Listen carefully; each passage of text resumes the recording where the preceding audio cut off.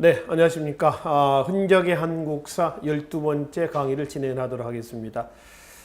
제가 지난 시간에 근세 정치사 부분까지 다양한 사진 자료를 통해서 확인해 봤습니다. 자, 이 시간에는 12번째 시간 조선의 경제 파트에 대한 내용을 다양한 자료를 통해서 확인 한번 하도록 하겠습니다. 우선 이 표를 먼저 한번 보겠습니다. 상상년부터 해서 하하년까지 해서 최고 22에서 사두까지. 이게 뭔가요? 조선의 그 조세제도죠. 전세제도를 얘기합니다. 연분구등법이라고 얘기를 합니다. 이 연분구등법에 대한 내용은 간단하게 설명을 좀 해드려야 되겠습니다.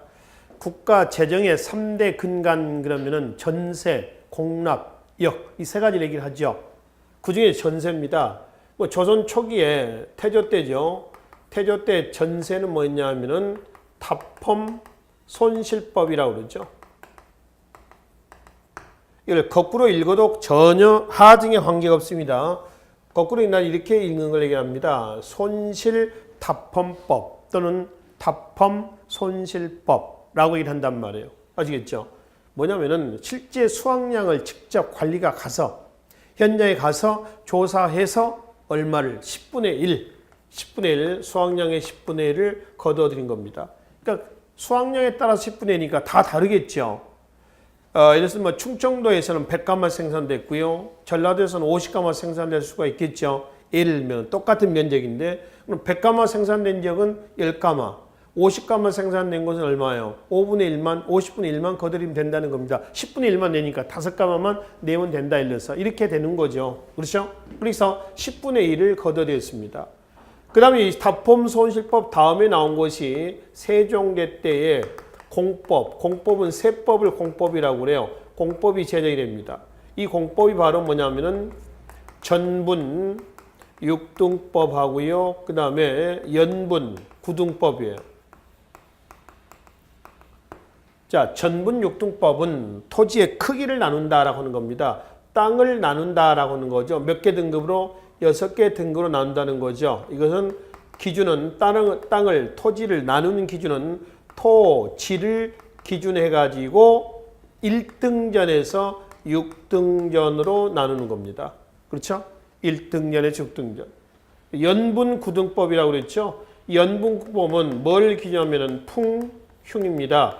풍흉을 기준해 가지고 최고 20두에서 최하 4두까지 거둬들이는 거죠. 지금 연분구등법에 대한 얘기입니다. 참고로 나중에 연분구등법이 인조 때 가면은 영정과율법 또는 영정법으로 바뀌거든요. 이 영정법은 풍흉 관계없이 1결당 얼마로 4두로 고정이 되는 거고요. 아울러 전분육등법은 인조 다음에 인조 때 영정법이죠.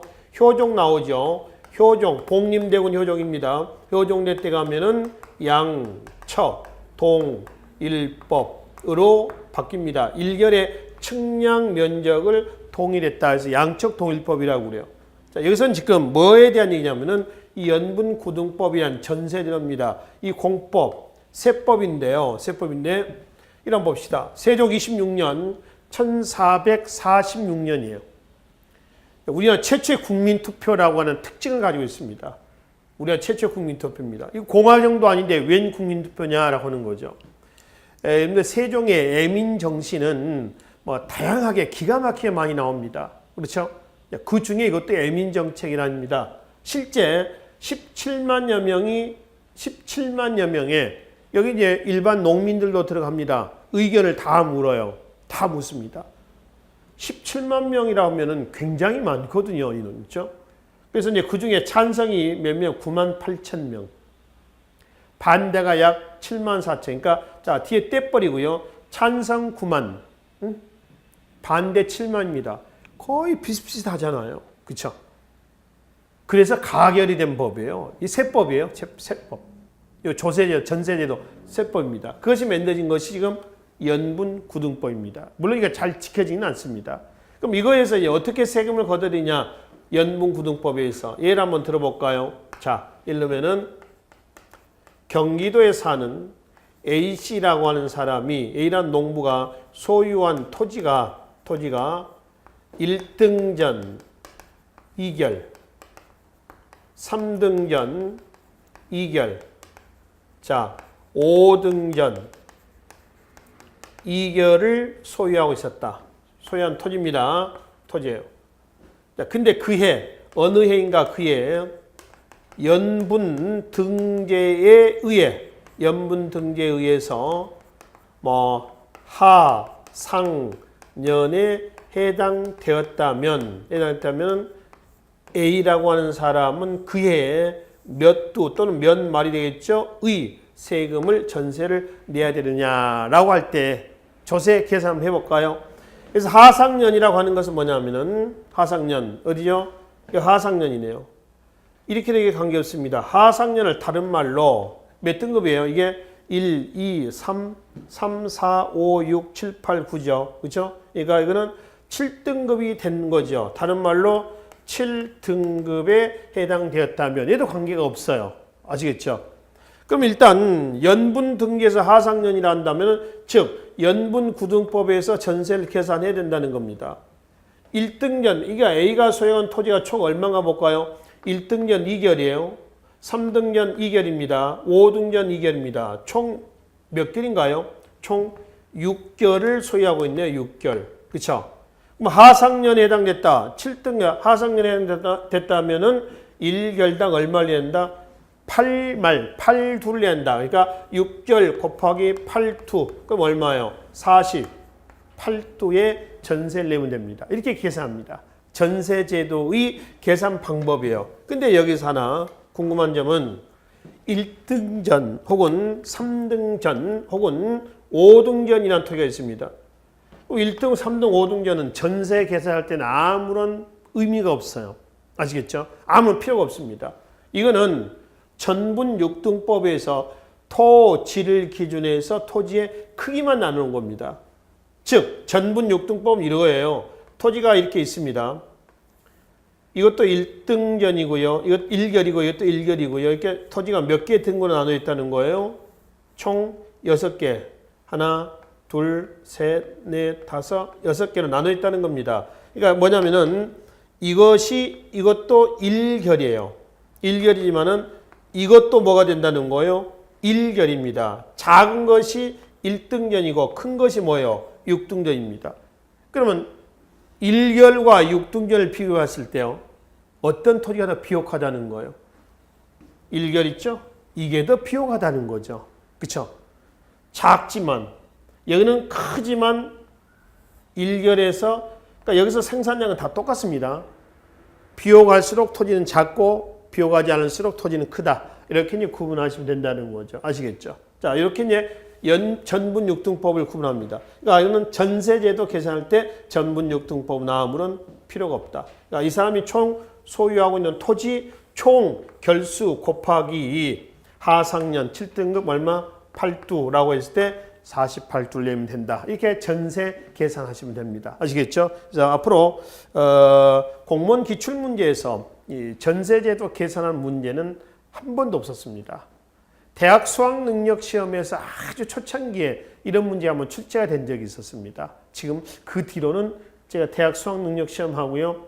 그 뒤로 이제 대학 수학능력시험에서 국사 과목이 빠져버렸죠. 최근에 이제 한국사가 필수 과목으로 이제 등장했습니다. 그리고 공무원 시험에서는 이런 문제를 아직까지는 제가 본 적은 없습니다만은 가끔 이제 학생들이 어떻게 전세를 계산합니까? 라고 하는 이런 질문을 가끔 해옵니다. 여러분 이렇게 한다 라고 이제 얘기를 해주거든요. 그래서 여러분들 참고로 전세 계산 방법은 아시고 당연히 세종대 연분구등법이라든가 조선시대 때 전세제도의 개편 과정은 당연히 이해를 하셔야 된다는 거죠. 아시겠죠? 자, 두 번째 조선 경제 파트에서 조운도입니다. 조운은 뭐의 약자라고 했어요? 조세 운반의 약자입니다. 그걸 조운이라고 얘기를 합니다. 여기 보면은 뭐 전라도 한번 봅시다. 법성포창 영광이죠. 그 다음에 덕성창 있습니다. 또는 뭐 공진창, 서울의 경창이죠. 금곡포창, 뭐 조읍창. 그래서 지금 각지에 이걸 조창이라고 하는데 조창이 뭐 가흥창, 흥원창, 소양강창 해가지고 몇 개가 있습니까? 지금 4개, 5, 6, 7, 8, 9개가 있습니다. 그렇죠? 그러니까 이건 어떻게 하냐면은 일단 각 지방에서 각 지방에서 조창으로 일단 운반합니다. 예를 들어서 뭐 나중에 영산창이 있죠. 이 부근에 있는 조세는 다 일단 영산창으로 모아요. 또 영광에 있는 법성포창으로 또 각각 있는 지역은 또 이쪽으로 모읍니다. 모아가지고 다 이렇게 모아서 조창에서 다시 육로라든가 또는 해로 또는 수로를 통해 가지고 서울의 창고를 뭐라고 하죠? 경창이라고 하죠. 경창으로 운반합니다. 경창 아까 있었죠? 어디냐면 여기입니다. 서울 경창. 이 경창을 얘기한다는 거죠. 경창. 그래서 이제 경창에 모아 가지고 여기에서 이제 적재 적소에 지출하는 거죠. 뭐 국방비, 의료비 또는 뭐 관리들 뭐 특별히 월급도 줘야 되는 거고, 그죠? 여러 가지 이런 국가 행사에 필요한 돈들을 지출합니다. 여태 이제 그에 걷어들인 세금을 그에 다 써버린 건 아니고요. 써버린 건 아니고 일정 액수를 또 비축해 놓기도 합니다. 그래야지 혹시 모를 예비비가 필요할 때도 있죠. 그때를 대비해서 다 그에 걷어들인 세금은 그에 다 써버린 것은 아니다라고 하는 것이죠. 이거를 뭐라고 그래요? 조세 운반에서 조운이라고 일합니다. 근데 여기 봐봐요. 경상도 쪽은 말이죠. 처음에는 남해안으로 해가지고 이렇게 해서 경창으로 운반했었습니다. 근데 여러분들 아시다시피 남해안 쪽은 리아스 해안이고요. 조수간만의 차가 굉장히 심해요. 그러니까 배가 뒤집어지는 겁니다. 다 소실되는 거죠. 그래서 나중에 경상도 쪽 육로로 일단 어디 가냐면은 이쪽으로 해서 한강 상류, 남한강 상류를 해가지고 그 다음에 남한강, 그 다음에 어디로 양수를 거쳐서 경창으로. 또 강원도는 서해안강차에서 모아가지고요. 일단 북한강, 양수리, 경창으로. 그리고 이제 전라도, 충청도, 황해도는 서해안으로 해가지고 이렇게 이제 들어오게 됩니다. 운반하게 되는 거죠. 일부는 육로, 수로, 일부는 해로를 통해서 조세 운반한다라고 하는 겁니다. 근데 여기서 빠진 지역이 있단 말이에요. 어디냐 그러면 여기 어디예요?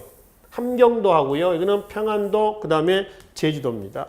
요 세 지역은 세금을 안 걷어들인 적이 아니고 세금을 걷어들이는데 중앙 경창으로 운반하지 않고 자치경비로 쓴단 말이에요. 그 자치경비로 쓴 지역, 이런 지역을 뭐라고 하죠?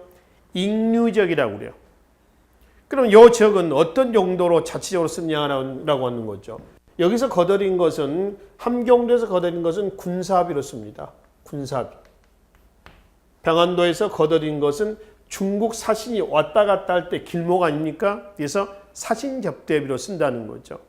그 제주도는 교통이 안 좋죠. 자치경비로 씁니다. 이건 이론 시간에 말씀드렸고 일전에 우리가 또 한번 말씀드렸습니다만 조선의 정치제도에서 여기 함경도, 그다음에 평안도는 행정구역이 도예요. 도. 팔도 할 때 도입니다. 조선 팔도에 제주도가 포함되나요? 안 되죠. 그럼 제주도는 행정구역상 어디에 관할에 있었느냐 하면 전라도의 관할 지역입니다. 그럼 제주도 할 때 도는 이 도, 행정적인 도가 아니란 말이에요. 그럼 도는 뭐냐 하면 제주도 할 때 도는 섬도자를 씁니다. 이 섬도자예요. 그러니까 전라도에 소속된 지역이지 하나의 행정구역은 아니다라고 이제 보시면 되겠습니다. 뭐 이게 이제 색깔이 조금 튀지 않아서 그렇습니다만은 여러분들 그 지도에 보시면 익류지역이라고 되어 있고요. 그다음에 조창이 있습니다. 조창이 있죠. 그런 이제 조창 루트가 좀 그려져 있다.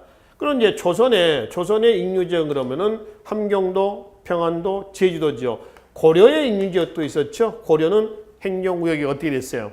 5도, 양계로 돼 있었죠. 5도의 행정적인 서해, 교주, 양광, 전라, 경상도입니다. 그 다음에 양계할 때 양계는 어디냐면은 대략 고려시대 때입니다. 여기가 북계, 이쪽이 동계 그렇죠.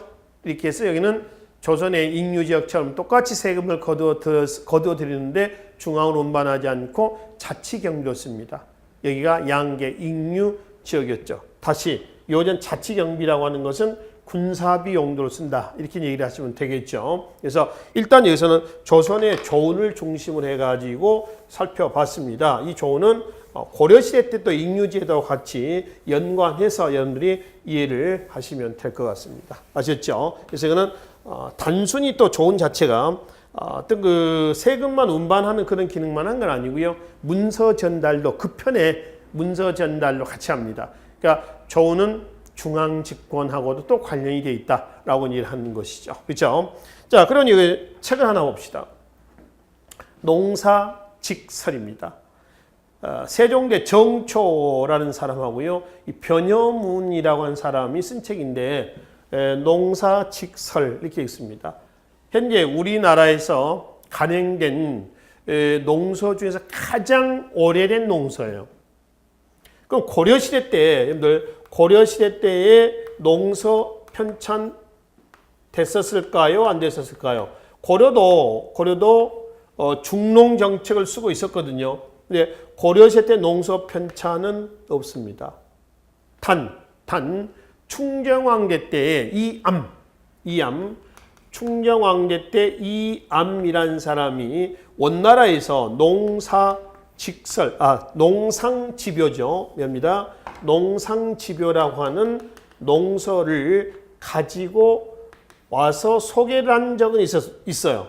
이 농상집요는 원나라 농서이지 이암이라는 사람이 편찬한 농서는 아니에요.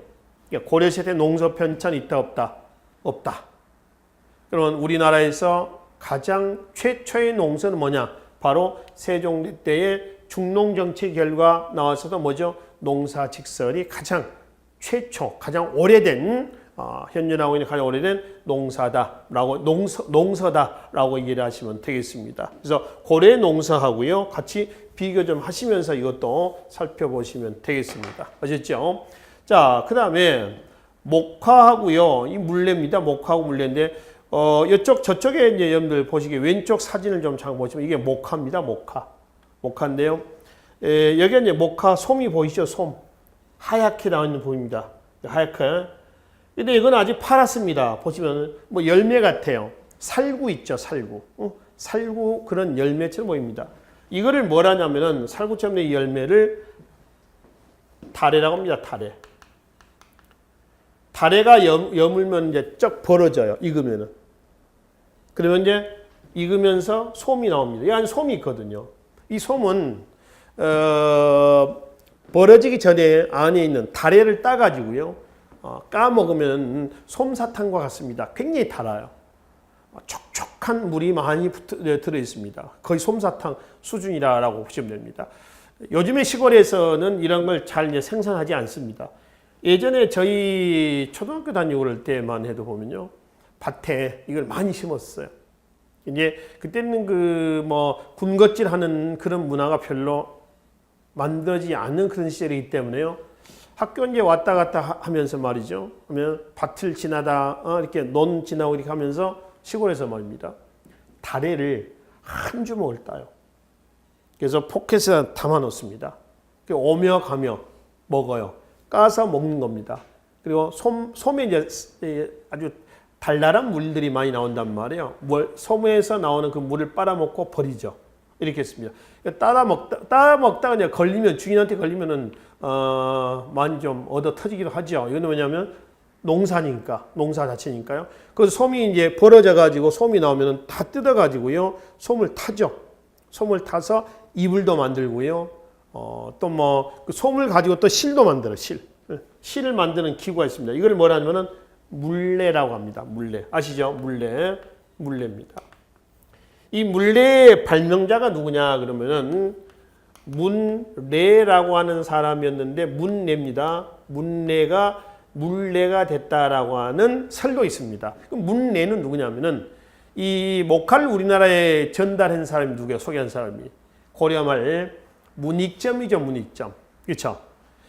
고려말 그 문익점이 원에서 가지고 왔다. 예전에 왜 그런 걸 보셨나 모르겠습니다. 초등학교 때 보면은 동화책 같은데, 역사 동화책 같은 데 보면은 문익점이 붓뚜껑에다가 말이죠, 목화실 몇 개 가져와서 그의 장인이 경상남도 산청 지산 철학에서 살고 있었습니다. 정천익이라는 사람인데, 그래서 정천익과 함께 산청에서 지산 철학에서 목화 재배 성공했다. 이런 게 기록들입니다. 그래서 이제 의생활의 일대 변화를 가져왔다라고 얘기를 하지 않습니까? 그 문익점의 손자 이름이 문례고요. 그리고 손자 중에 하나가 또 문명이라는 사람이 있습니다. 이 문명이라는 사람은 바로 실을 뽑아가지고 뭘 만들죠? 무명, 배를 짜잖아요. 무명. 그래서 그 무명을 만들었다라고 하는 설도 있어요. 그러니까 이랬다라고 저랬다라는 그런 뭐 확정된 건 아닙니다만 이 사람의 명칭에서 물레와 무명이 나왔다라고 하는 거죠. 솜을 가늘게 만들어서요. 이렇게 해서 여기다가 이제 돌려요. 그래서 이 돌린 건 뭐냐면은 신석기 때 가락바퀴 있죠. 가락바퀴 기능입니다. 이렇게 돌리면서 실이 꼬이게 되는 겁니다. 새끼 꼬이듯이.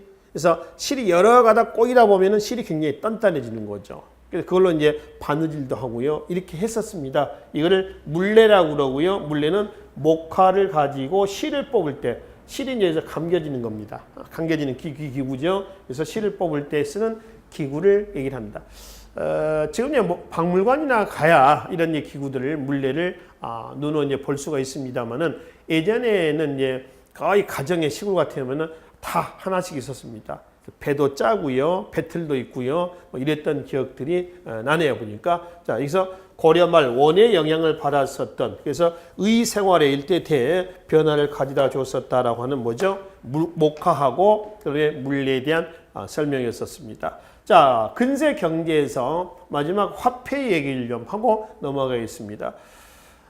조선 통보하고 팔방 통화가 있는데요. 지금 여기 조선 통보 있습니다. 이게 이제 전면이고요. 뒷면입니다. 뒷면에는 조선 통보 글자가 없습니다. 자, 고려시대 때만 말씀을 드렸었죠. 고려 화폐에서. 우리나라에서 가장 오래된 화폐는 뭐라고 했어요? 최초의 화폐. 고려 성종대 건원 중보라고 그랬죠. 그러니까 어떤 화폐를 보면은 어떤 화폐는 중보라고 돼 있기도 하고요. 어떤 화폐 보면 지금 여기 쓰죠. 뭐 조선 통보서 통보라고도 돼 있다라고 있죠. 통보는 뭐냐면은 보물과 통한다는 겁니다. 보는 보물로 할 때 보자예요. 통은 통한다 할 때. 그러니까 이 화폐가 뭐였다라고 하는 거예요. 보물이었다라고 하는 겁니다. 보물과 통한다. 아시겠죠? 보물과 같다는 거예요. 그러면 중보는 뭐냐면은 중보는 통보가 나오면은 다시 우리 책도 다시 나오면 중간됐다 이렇게 하지 않습니까? 또 화폐가 발행됐을 때 중보라 합니다. 그러니까 사만통보 고려 숙종되면 사만통보, 사만중보가 있죠. 그러면 통보와 중보 중에는 어떤 화폐가 먼저 나왔느냐라고 하는 거죠. 당연히 통보가 먼저 나옵니다. 그 다음에 통보 뒤를 이어서 후속으로 나온 거죠. 이제 그게 이제 중보다라고 얘기를 하는 것이죠. 그렇죠? 그래서 이제 통보 중보에 대한 개념 정리하시고요. 이 세조 이전에 태종대 때 말이죠. 태종대 때 조선 태종 이방원입니다. 태종대 때에 고려 말 공양왕대 때 사용됐다라고 하는 화폐, 저화라고 하는 화폐가 사용이 되기도 했었습니다. 이 저화는 아시겠지만은 현재 남아있지도 않고 지폐입니다. 지폐. 그러니까 동전보다 훨씬 가볍죠. 어떤 모양인지, 어떤 무늬가 있는지, 어떤 도안이 그려져 있는지를 확인할 수는 없습니다. 이제 남아있지 않아서. 그래서 기록만 남아있다라고 하는 거죠. 그리고 세종대 조선통보, 그러면 세조 때 팔방통화입니다. 보세요. 이쪽에 팔방통화. 그래서 양쪽 전 앞에 이게 자세히 보면 이렇게 있습니다. 팔방통화라고 쓰여져 있어요. 그리고 이제 앞면이 있고요, 뒷면이 있습니다. 이 팔방통화를 다른 말로 뭐라고 하냐 그러면은 다른 말로 이렇게 되긴 합니다. 전패라고 그래요. 전패. 이 전자는 화살 전자입니다. 그래서 유사시에 넣는 화폐를 화살처럼 화살의 촉 있죠. 끝에 촉으로도 사용을 합니다. 했다고 그래요. 그래서 전패 또는 팔방통화라고 일한다라고 하는 겁니다. 그래서 조선시대 때 화폐는 조선 전기 때 화폐가 나왔죠. 뭐 저화도 있고 조선통보도 있고 팔방통화도 있었습니다. 근데 유통은 잘 안 됐습니다. 왜 유통이 잘 안 됐냐 그러면은 조선의 경제 구조가 아시다시피 중농 뭐라고 하죠? 억상입니다. 이 중농 억상 구조화에서 상공업이 발달하지 않았습니다. 그래서 화폐가 나왔지만 유통은 잘 되지 않았다라고 하는 거죠. 두 번째 보면은 화폐에 대한 인식 부족입니다. 인식 부족이라는 얘기는 화폐를 써야 할 필요성을 못 느꼈다라고 하는 거죠. 다시 가면은 콩이 필요하죠. 그럼 요즘 같으면은 돈을 주고 콩을 사오고 뭐 이렇게 할 텐데 이때는 콩이 필요하면은 예를 들어서 상대적으로 쌀을 퍼다 주고 콩을 바꾸는 겁니다. 주로 물물 교환을 많이 했죠. 그게 더 쉬워요. 계산하고 하는 것보다는. 그래서 화폐를 써야 할 필요성을 느끼지 못했다. 그래서 인식이 좀 부족했다. 그래서 화폐가 많이 나왔지만 유통은 잘 되지 않았다. 그럼 언제부터 이제 화폐가 많이 유통되냐면은 후기입니다. 조선 후기 때 가면은 상공업이 발달해요. 상공이 발달하면서 화폐가 광범위하게 유통입니다. 특히 조선 후기의 대동법 실시로 인해서 전국적으로 유통되는 화폐가 하나 있죠. 그게 뭐예요? 상평통보입니다. 상평보. 대동미, 대동포, 그리고 대동전 그러죠. 그래서 대동전 할 때 그 화폐가 뭐냐? 상평통보였다라고 하는 것이죠. 그런데 우리나라 화폐에 대해서는 따로 나중에 화폐 정리할 시간이 따로 있습니다. 그때 또 다시 정리하기로 하고 일단 여기서는 근세 조선 전기 때의 화폐 부분까지만 정리를 하도록 하겠습니다. 그래서 조선의 경제 파트는 이 화폐 부분까지 마무리를 짓고요. 다음 시간에는 근세 문화 단원에서 뵙도록 하겠습니다. 수고하셨습니다.